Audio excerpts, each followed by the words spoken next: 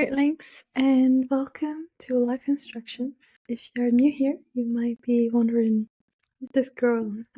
Why does she think she has life instructions to offer?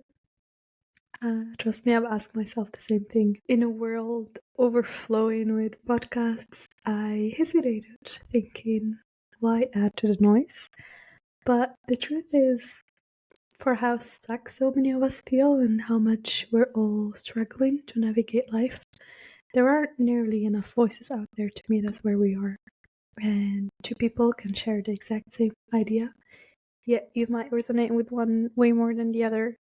That's why I personally love Brendan Burchard's energy over Tony Robbins or Mel Robbins over Jay Shetty. Not because the others aren't amazing, but because a certain method aligns more with where I am in life. The more voices speaking to the same vision, the better our world can become. And here's the thing, none of this is rocket science. We're not reinventing the wheel. Everything I share has been explored by Stoics, ancient philosophy, spiritual teachings, and more. The beauty of the wisdom is it's timeless, and it's about finding a voice you resonate with in this moment in your life, a voice that feels timely and speaks to where you are right now. And this podcast isn't about me being the ultimate guru with all the answers. It's about sharing science-backed insights, psychology, and actionable tools in a way that feels digestible, relatable, and real. Think of it as a menu of ideas you can pick from to create your own recipe for fulfilling life. So, to me, Umayma, a girl who's spent over 16 years diving headfirst into the world of self-development. I've got a background in psychology, communications, and media. I work at Google and have devoured countless books, podcasts, and videos on personal growth, and I've done a decade of therapy, tried coaching, changed careers, moved across continents, and met people from nearly every corner of the globe. But here's the truth. I wasn't doing all of that because I had it figured out. I did it because happiness always felt like it was miles away. And when I finally cracked my own life instructions, not fully, but just enough, happiness seemed simple. Not easy, but simple. And I thought, if I could just put this into words, into something that others could use to, wouldn't that be worth it? So why another podcast? Why this podcast? Because I know how overwhelming the self-help world is. I know firsthand what it's like to feel lost in a sea of advice and still not know where to start.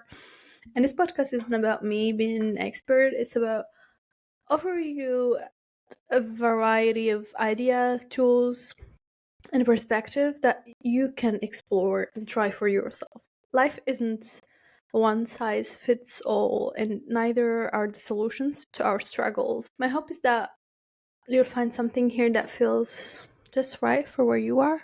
So here I am, pouring my time, my energy, and every ounce of my heart into this project, not because it's comfortable. It is not. I am introverted and hypersensitive, and for years I told myself I wasn't cut out for the spotlight, but there is a calling inside me that I can't ignore, and it's been there since I was a little girl, telling me you are meant to take what you have learned, the pain you've lived, and turn it into the light for someone else.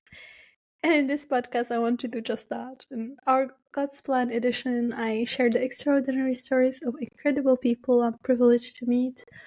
Ordinary people with extraordinary resilience from different backgrounds and cultures. Because sometimes when we hear advice from celebrities or experts, we dismiss it thinking, that's great for them, but it could never be me.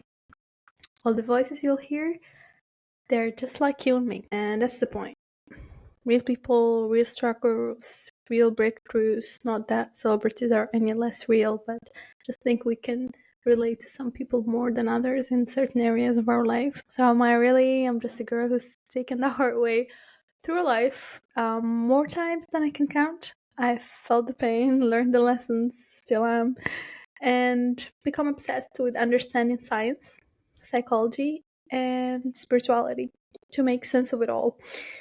And in a world overflowing with information, I want to make this stuff digestible, relatable, and most importantly, actionable.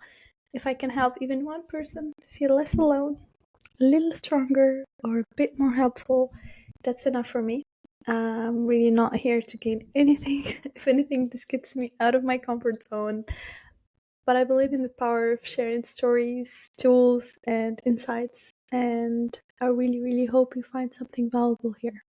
Now, let's dive in. We're kicking things off with a fresh perspective on goals and growth. It's the new year, and like most of us, you're probably thinking about setting resolutions. But here's the thing, whether you're listening to this on January 1st, your birthday, or even just a random Monday when you decide you want a fresh start, it's all about creating lasting change.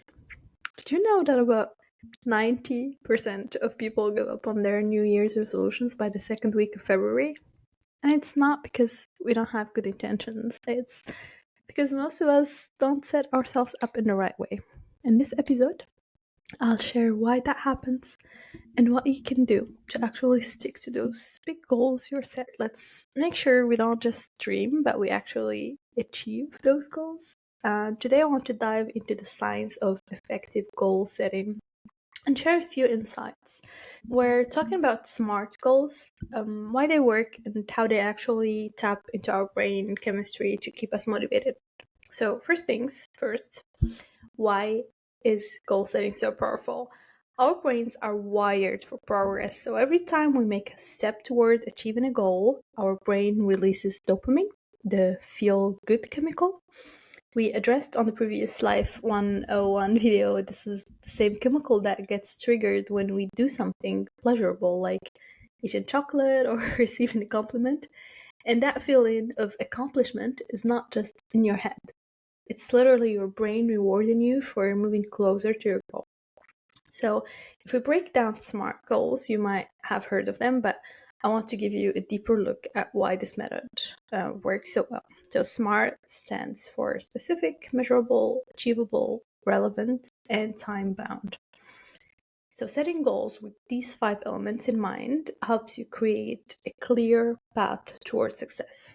Specific saying, I want to get fit is a goal that lacks clarity. Instead, say, I want to walk 30 minutes 3 times a week. This makes it concrete and actionable.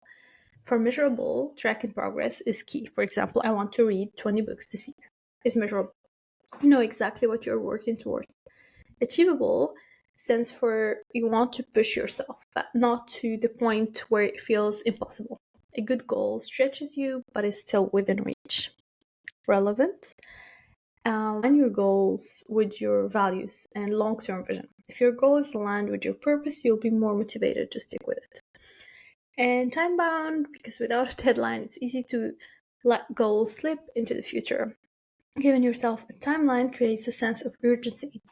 But here's the kicker. The brain releases dopamine when you hit milestones, even the small ones. This is why breaking down big goals into bite-sized tasks is so effective. When you achieve something small, you get that dopamine boost, which propels you to keep going. Well, the key here is to think about the small wins. For instance, if your goal is to run a marathon, don't just focus on the finish line. Celebrate each training session, every new distance you reach, and before you know it, that big goal will feel way more achievable. A great example of this is from the book Atomic Habits by James Clear. He talks about the power of compound growth.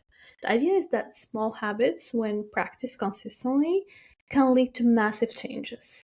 Think of it like money in the bank. A penny a day is much, but over time it builds into something significant.